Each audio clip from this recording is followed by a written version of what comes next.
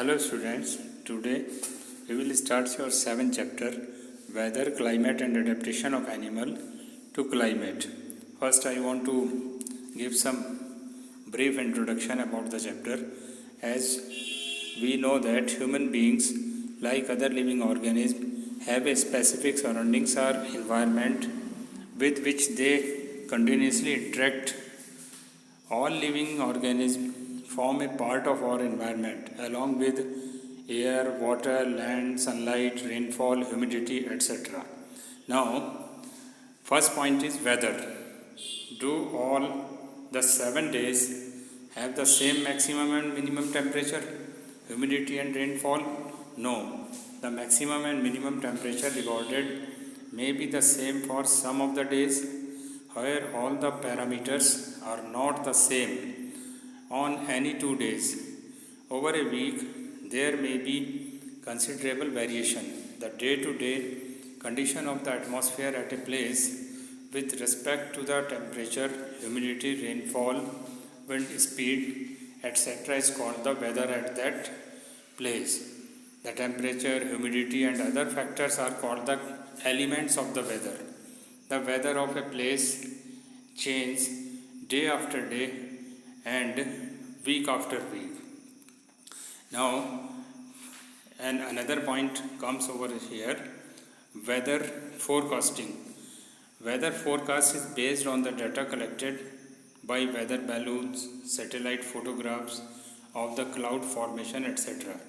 Weather forecasting is helping to people in the following ways. Number one, it always allows people to prepare for bad weather. Second point is it helps in the planning of daily activities. Now, one point is also there, maximum and minimum temperature. The maximum and minimum temperature are measured with the help of a special type of thermometer commonly called as maximum and minimum thermometers. One point is there, the maximum temperature of the day is usually recorded in the afternoon and the minimum temperature of the day is usually recorded in the early morning. Thus the afternoon are the hottest and the early morning are the coldest time of the day. Now the second point is climate. The average weather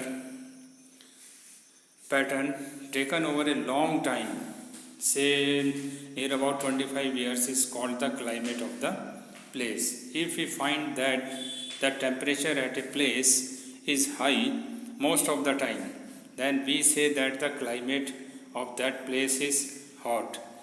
If there is also heavy rainfall on most of the days in the same place, then we can say that the climate of that place is hot and wet. Third point is climate and adaptation. Climate has a profound effect on all living organisms. Animals are adapted to survive in the condition in which they live. Animals living in very cold or hot climate must possess some special feature to protect themselves against the extreme cold or heat. Certain parts in Himalaya have very cold climate with freezing temperature. The western part of the country hot and dry climate. In India the climate year includes 2 monsoon season. First, the southwest monsoon June to September. Second, the northeast monsoon November to March. The southwest monsoon is more widespread and heavy rainfall occurs during this period. Certain areas of our country, such as northwest part of Rajasthan, do not get enough rainfall.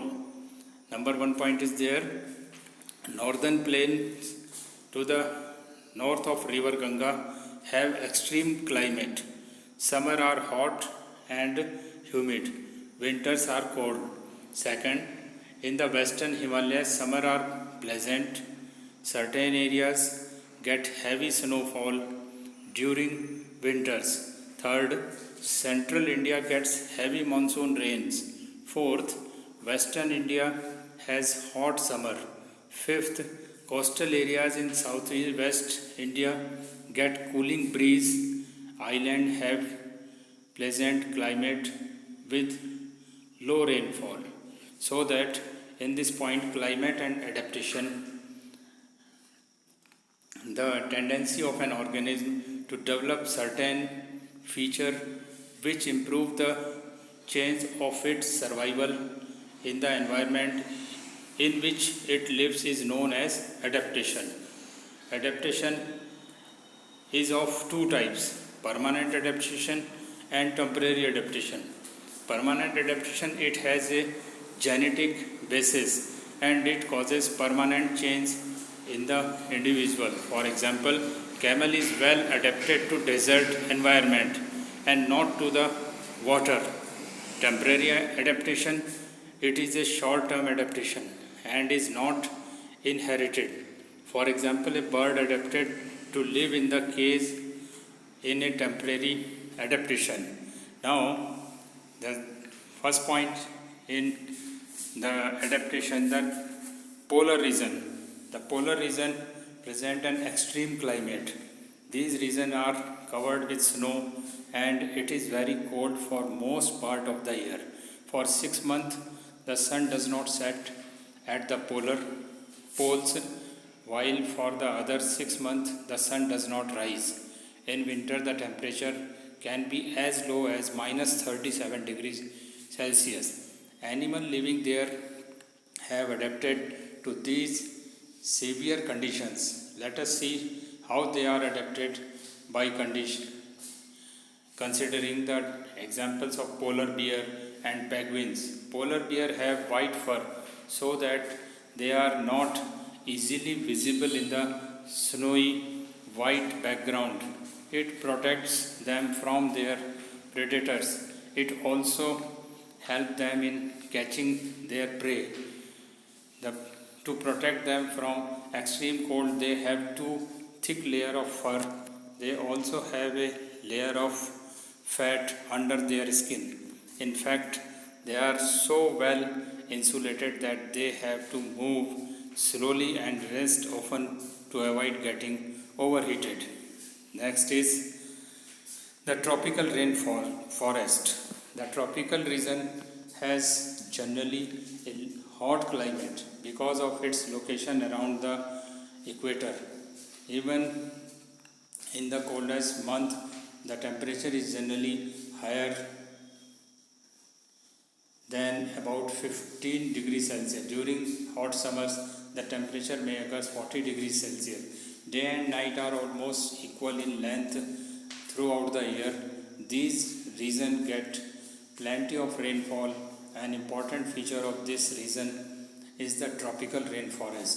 Tropical rainforests are found in Western Ghat and Assam in India, Southeast Asia, Central America and Central Africa. Because of continuous warmth and rain, this region supports wide variety of plants and animals.